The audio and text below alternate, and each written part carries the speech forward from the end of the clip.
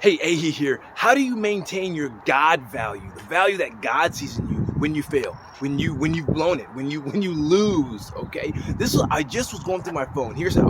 I was just going through my phone a moment ago, and I came across a message from my mentor, father figure.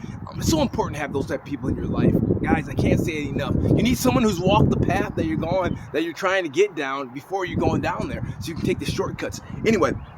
So I was looking at this message, listening to it, and I was sitting, and it took me back to the moment. I was sitting at a Bible quizzing event, and my daughter does Bible quizzing. They sit in front of all these people, and they have to quote scriptures and all this cool stuff. Anyway, so I'm there, and my daughter's not having a good game. It's tanking. I can see it in her face. I see her breaking down. As the heart of a parents out there, you get it.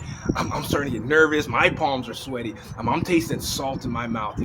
I'm concerned about what's going on. So I grab my phone. I shoot a text off to my mentor. I'm like, hey, what do you do for your kid to help them deal with failure? How do you help them navigate that? Well, he calls back. I couldn't answer at the time. Thank God, because I had this treasure of a message that I had saved that I came across when I was scrolling through, clearing up some space, and I started listening to it again. And guys, there's such gold here. Listen, this is what he said. He said, first things is that understanding that even in failure, even when you blow it, there's still something that you can be proud of. There's still something, maybe you prepared, you can be proud about the way you prepared. Maybe the effort that you put in, right? Or your performance, right? You put out the best performance you could, or you put the best effort forward. First and foremost is understanding and slowing down enough to say, hey, what did I do outside of the loss that I put into effort?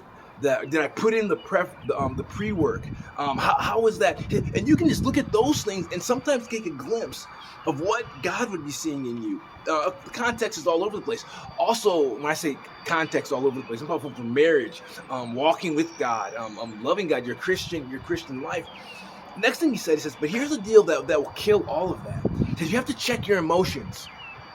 I'm listening to it again, like, okay, let's keep going. You got to check your emotions. Well, what emotions are you actually feeling? Because there's normative and good emotions you can feel. Sadness, cool. Yeah, you may be sad. You didn't perform. You lost. Frustration. Okay, you can be frustrated. I wish the outcome was different. I wish the outcome was better. Cool. But here's the dangerous part. If it gets into something like shame, right, or self-loathing, man, I'm just a failure. I just can't. You start moving into that area. Now what happens is you lose the ability to actually captivate and see the positive nuggets that you felt or that you did in the middle of the failure, or what led you to the failure. And you move from the ability to grow in a situation to simply shrink away in a situation. You don't want to shrink away. So in order to truly open the door to see your God value when you fail, when you blow it, for the context of marriage, I'm big into that.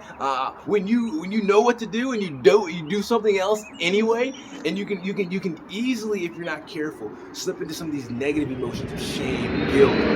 Yes, that's a jet airplane that just tipped off right over there. If you're wondering why, because I'm recording, right? And yes, why wouldn't, right? So anyway, understanding that your God value is fixed, okay? And the way that you see it is stepping back and saying, okay, what did I do? What did I do right? Hey, I know what I did wrong. That's a win, right? Hey, I actually have a tool for next time. Hey, I'm actually willing to step to the plate and say, hey, sweetie, hey, love, hey, spouse, I blew it here. And in the moment of failure, if you look closely and clearly and in the right direction, you can see your true God value still shining through. Because God's not surprised when we mess it up. God's not surprised when we don't do what we're supposed to do.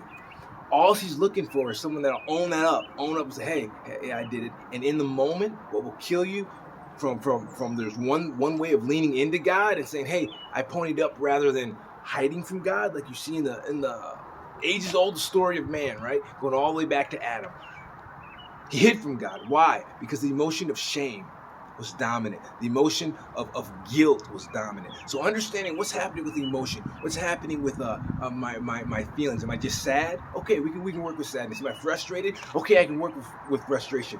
Am I full of shame? Let me step back and get some help. We need to correct that. So anyway, want to let you know, Hope this helps. Your God value is so critical. It's undeniable. It's unstoppable. His love never fades. It never changes. God bless you. Keep being awesome. Keep doing your thing. Grow your marriage. Grow your relationships. Bless you.